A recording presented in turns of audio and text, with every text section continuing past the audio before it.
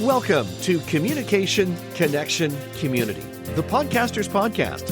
This podcast takes a deep dive into modern-day communication strategies in the podcasting space. We chat with interesting people who make the podcasting and speaking spaces exciting and vibrant. We also dive into the podcasting community with news, updates, latest trends and topics from this ever-evolving space. So strap in. It's going to be one amazing ride. Let's dive into today's episode. It's been an amazing journey talking about the previous 4 myths, and we're jumping into the 5th myth today. The final myth, and again, these are in no particular order. So if you listened to these episodes out of order, other than me saying the next myth or previous myths that we've talked about, these are in no particular order. And maybe they're in a specific order for you personally. Okay, but the final myth we're going to talk about today is the time myth.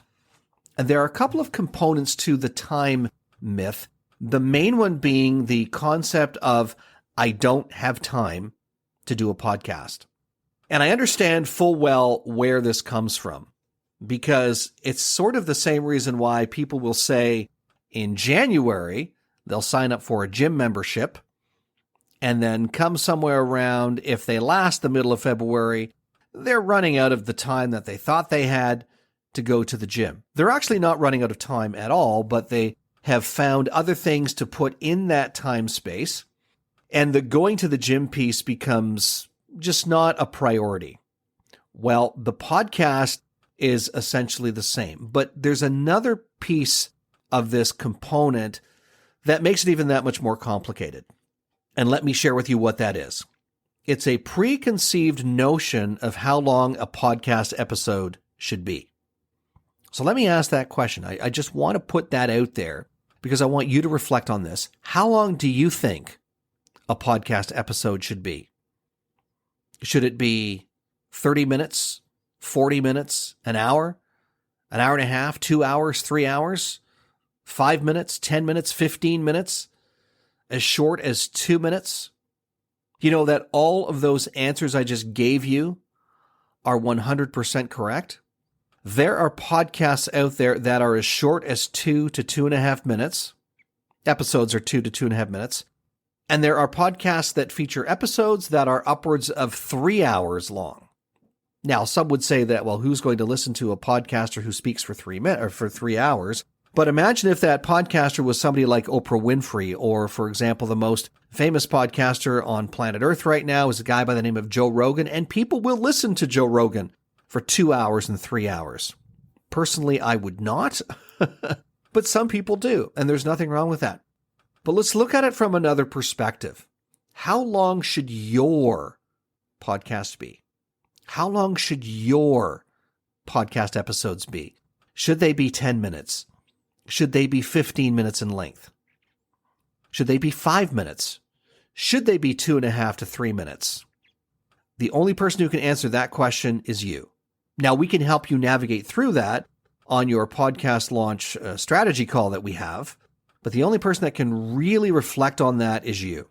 And to help you reflect on that, I want you to think about how long your prospective client, your prospect, or even your existing clients now, how long do you think they can listen to you? How much time do they have in their day to focus on the information or the content that you are sharing with them? And this will help you think about your other ways that you're promoting your content now, by the way, your blogs, your emails, your social media campaigns. It'll help you really get behind this. I would venture to say, if I look at my ideal client, they probably have 15, 20 minutes, 30 minutes tops to listen to content from me. So if I can deliver content to them that's 10 minutes, 15 minutes, certainly under 30 minutes, I think I've done my due diligence and I'm in the sweet spot for my client. Now, from the podcasting perspective, the sweet spot across the board for how long a podcast episode should be, if we were to take all the podcasts in the world, put them all together into a blender, okay, and hit frappe, and then see what comes out the other side, the average podcast length would be somewhere around 30 minutes. But if you are shorter than that, Let's say your podcast episodes are 5 minutes long. Is there anything wrong with that? Absolutely not. As a matter of fact, there's a huge trend towards shorter content. It's called microcasting. And those microcasts are those short bursts of information, usually with an actionable item built in that you take with you as the listener, and that entices you to then listen to the next episode. So now when we look at the time component from how much time do I need to create a podcast, to record my episodes, which do you think takes longer to record? This sounds very facetious, I know, but which takes longer to record? A 2-minute episode or a 30-minute episode or a 40-minute episode? Obviously, the longer the episode, the more time you need to record it. What if you could take your content that you've already simplified? Again, we talked about content in a previous episode and mapping out your content, and we're going to give you some strategies in future episodes on how to do this. But what if you're taking that content that's positioned and you record for 15 minutes and then you pass it on to your podcast production agency, aka Podcast Solutions Made Simple, and we create a full episode, a fully mixed episode for you? Well, now all you've spent is maybe 30 minutes, an hour tops, creating or curating your content and then recording your episode. The longer the episode, as we've already identified, the longer it will take you to create the content for that episode, but then the longer it will take you to record that episode. By the way, I just wanted to share with you that the past 5 episodes and this episode, so 6 episodes that you've heard, I recorded in an afternoon over the span of about 2 hours. Now, that also meant creating the content, or I should say curating the content, and knowing the direction I was going to go in. There were some stops and starts. Of course, I had to clear my throat. I had to refill my water glass. I had to let the dog out a couple of times, but I stopped for, I think, to grab a snack. So those are all the things that you're going to do in your regular workday anyways.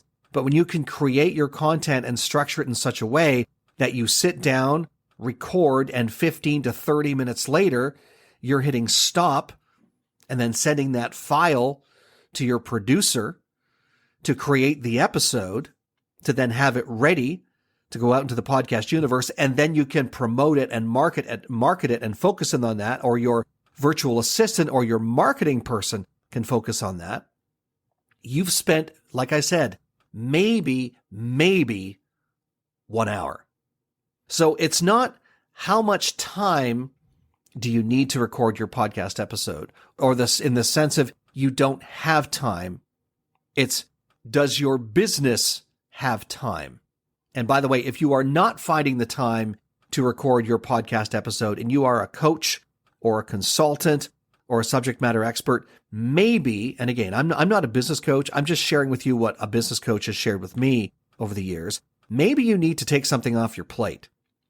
Because if you don't have time to record a podcast every week, if you don't have time to speak on a virtual platform like a podcast 52 times a year to get in front of, hundreds, if not thousands of prospects, is it possible you are doing your business a disservice by not doing that? And I know that sounds very bold for me to say that, but I attended an event, a podcasting event, back in the spring of 2022, and that it wasn't a question that was posed. It was a very bold statement that was made by one of the speakers. And that speaker basically said it in no uncertain terms. This speaker said, if you are a coach or a consultant or a subject matter expert, and I'm paraphrasing, by the way, but if you are a coach, a consultant, or a subject matter expert, or you speak for a living and you don't have a podcast, you are doing your business a disservice.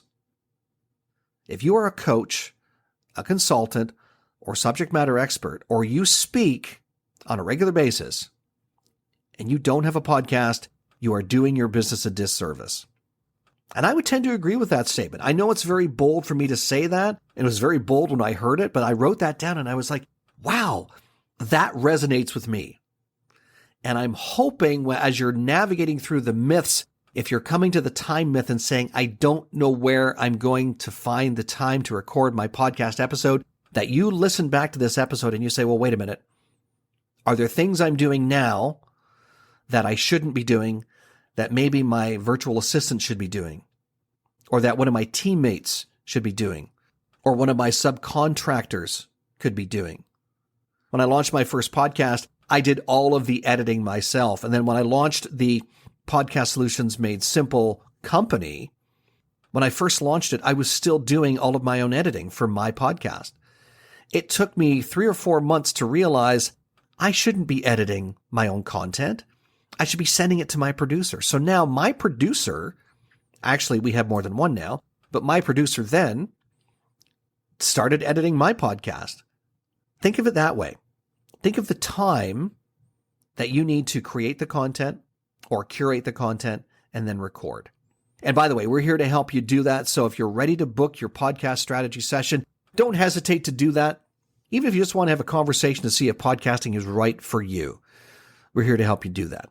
At the end of the day, it's not about whether or not you do business with me. It's about whether or not you have a podcast and it's allowing you to be seen as the go-to expert that you claim to be.